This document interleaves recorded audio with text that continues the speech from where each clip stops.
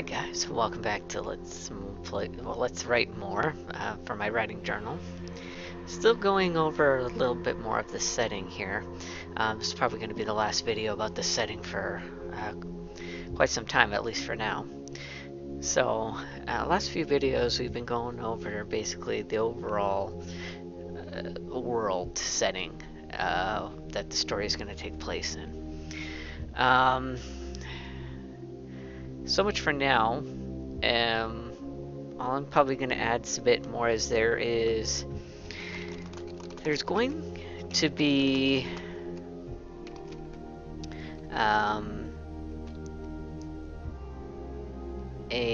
what would you call it? Not like an organization or a group, but kind of like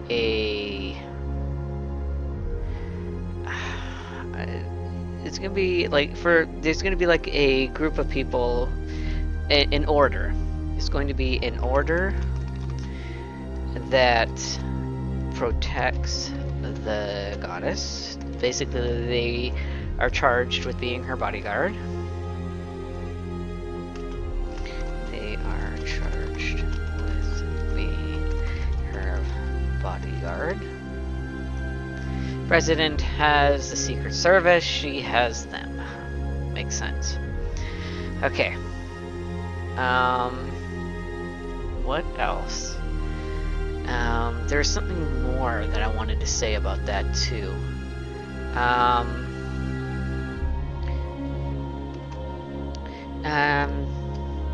Oh yeah, I had more.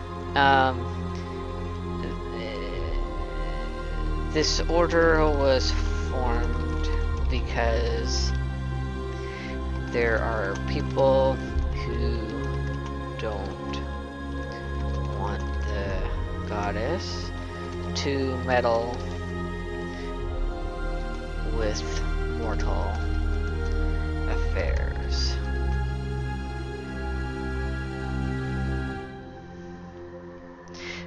Did I ever go through? Okay, yeah, she can't die from age. All right, so yes, that's how I want it to be. Okay.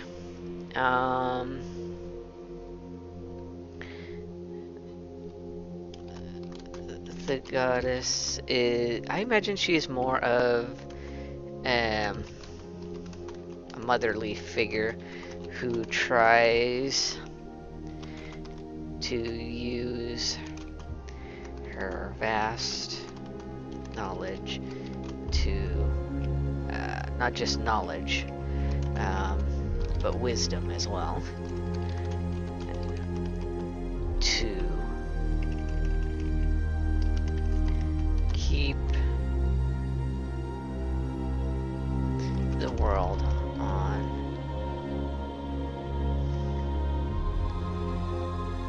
on a path where everyone can flourish.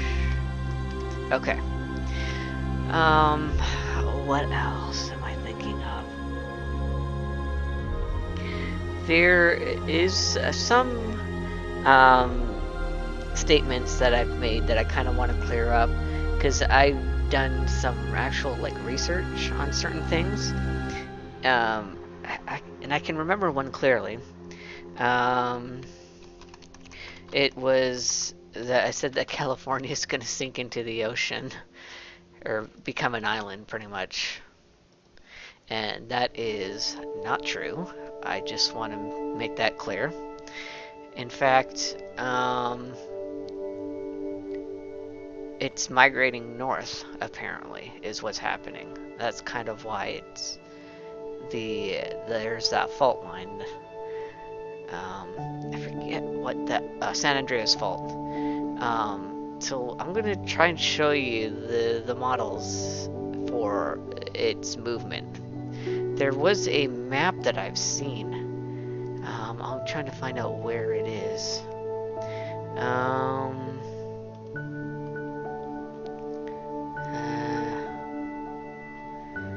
Dang it! No, it's here somewhere. I swear. I'll see if I can find it. It was a neat little animation.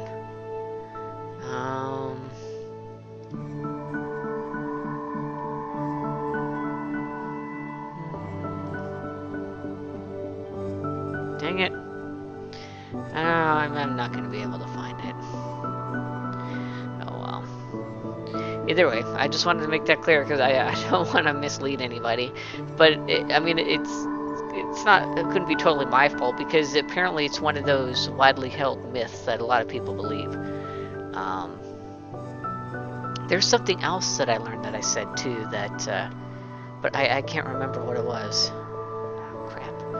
Well, it looks like I'm not going to be able to find that animation. It sucks. Ah. Maybe if I go to images here, let's have a look. No, I don't see it.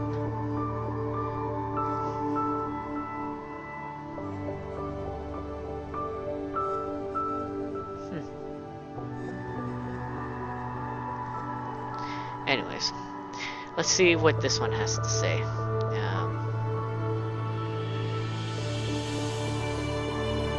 Dang, this takes a long time to load.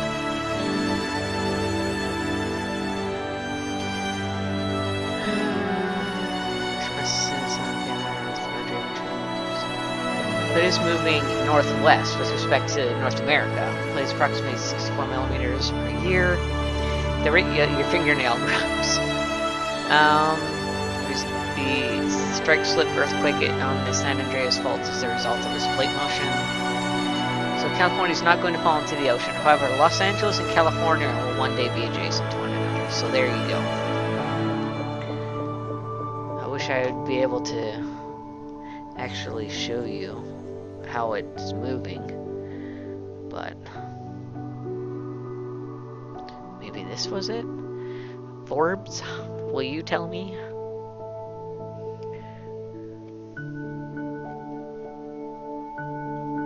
I don't think it will. Heck. Why isn't it? That's weird. Some websites, I tell ya.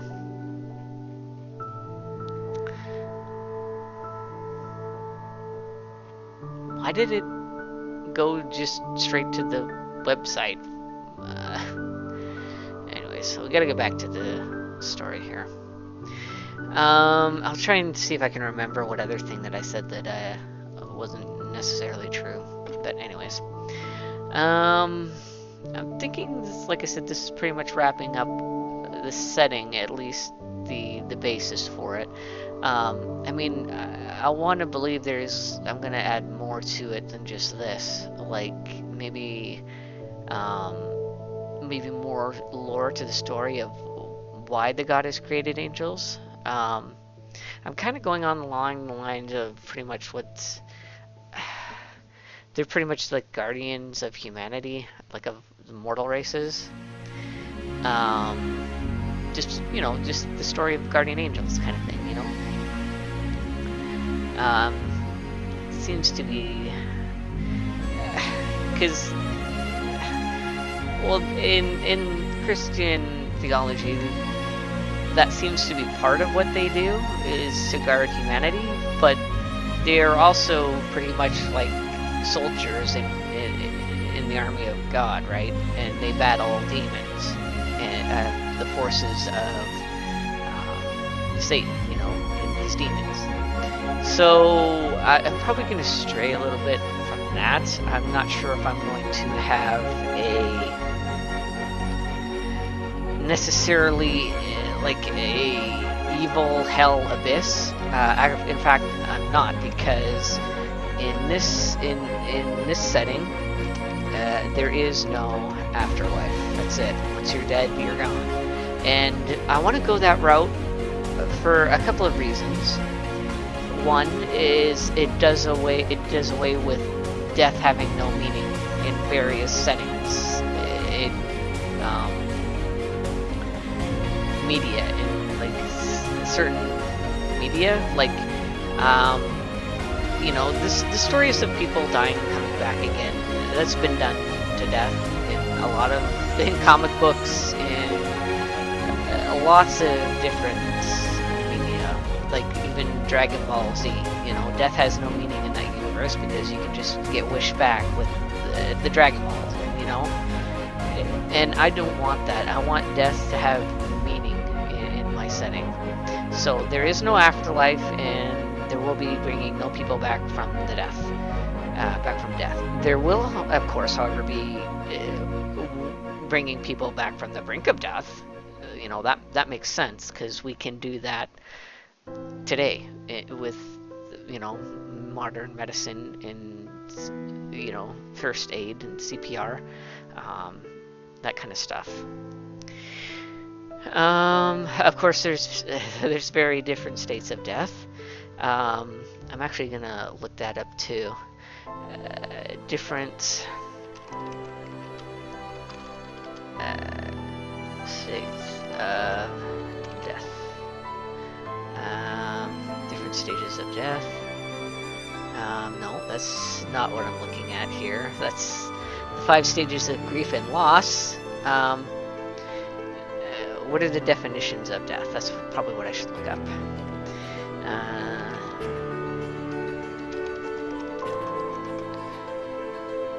Definition of death. There is different kinds of death, but I'm looking for the medical versions. Okay, so let's see if I can find out exactly what it is, because like there's brain death. That seems to be what the medical definition is if your brain ceases function for a certain amount of time. But there's also others, and I'm trying to think of what they are.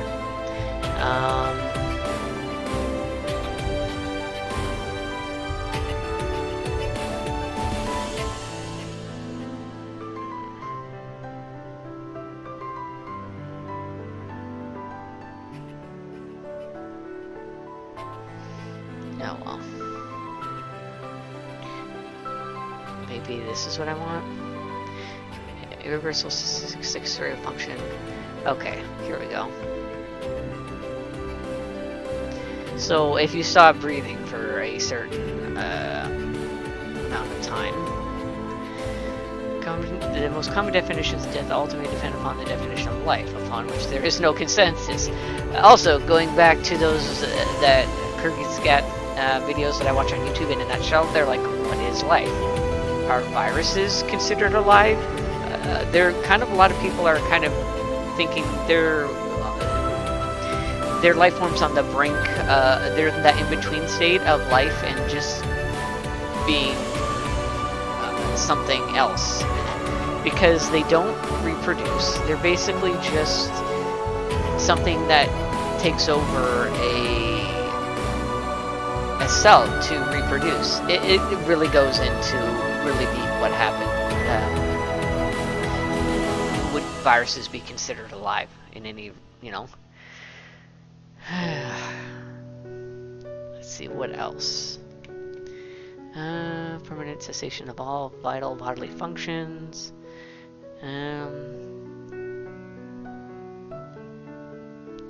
It's so weird. That fine line, you know, between life and death. Frogs apparently have been frozen and have been able to be resuscitated. You know, and they've been like frozen for like a fairly long time too, from what I understand. But again, I might just be speaking. It's so hard, you know, because you want to be accurate in what you're saying, right? You don't want to spread misinformation. So, how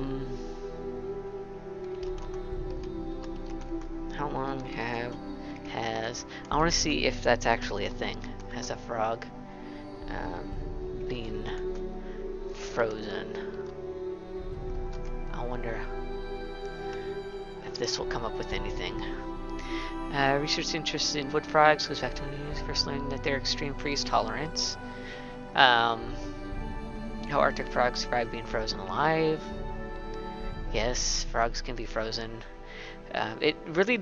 I'm wondering if it'll actually give me like how long they can be frozen for.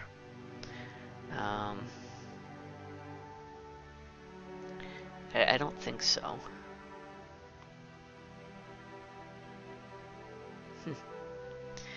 creatures 6 marine life possess some level of freeze tolerance.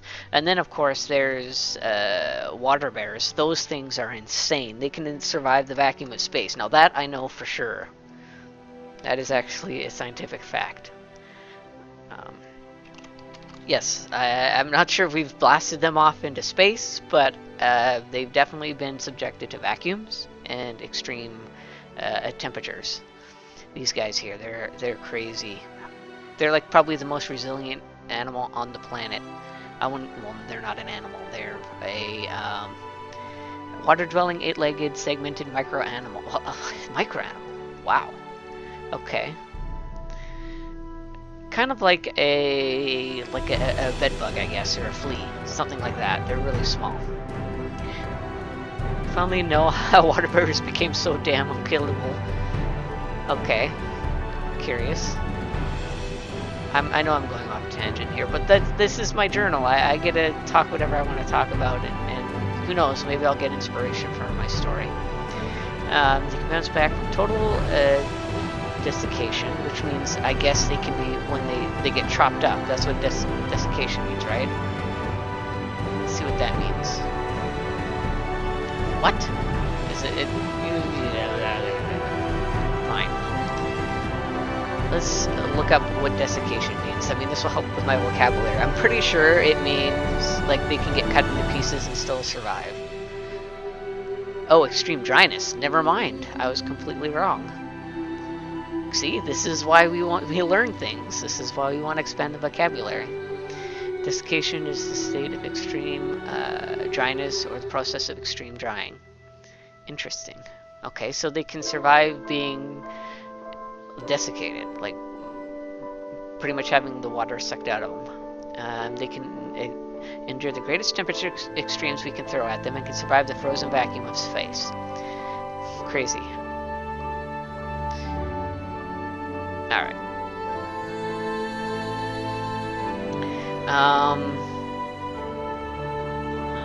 Let's see, back to the story here. Alright, so yes, there is no afterlife. Death does have meaning. Okay. And that also sets it apart from pretty much every other fantasy world too, where there is an afterlife. There is like I don't want to say hell, but there's like a version of hell where demons reside, demon words and things like that come from. So there's going to be none of that per se. I am curious though, because I want to. I'm kind of on the fence whether, I mean, there's going to be no version of the abyss or hell in this world. No heaven, no afterlife. But I mean, demons could very well just be another race, you know. So I might just be toy with that. They could be another race, just like the angels were. Maybe the demons could be the goddess created angels maybe after she gave up. No, maybe as a byproduct when she created the world of giving up that part of herself. Angels were created from that, maybe. And then the part of her that she gave up created demons, something like that. Or maybe even demons could be, I kind of like this idea. Demons could be leftover remnants of the old world that was in decline. Maybe that's what happens when the life energy gets so degraded in a creature. It basically warps and twists them into like an abomination. I kind of like that idea. I gotta break that one down.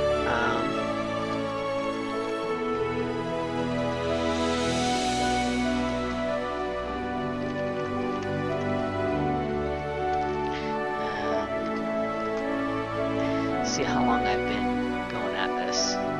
Okay. Okay, yeah, I'm gonna have to start over soon. Um,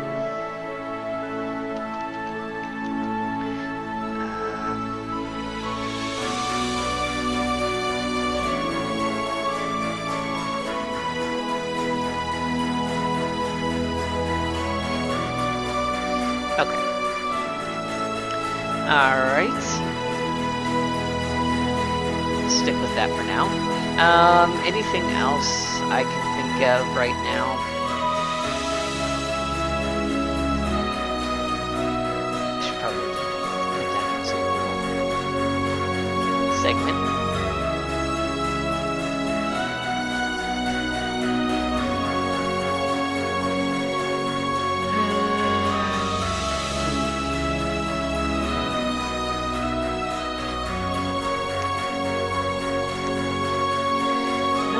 Nothing really at this point. Like I said, this is probably going to be the last video for the setting. I'm probably going to be going into a character study next video. You know, of course, if I'm doing a character study and I get an idea for the setting, I'll probably gonna just write it down and something like that. But otherwise, this is probably gonna be it for the overall videos on the setting of the world for now. So that'll be it. Godspeed, stay frosty, guys. See you later. Bye bye.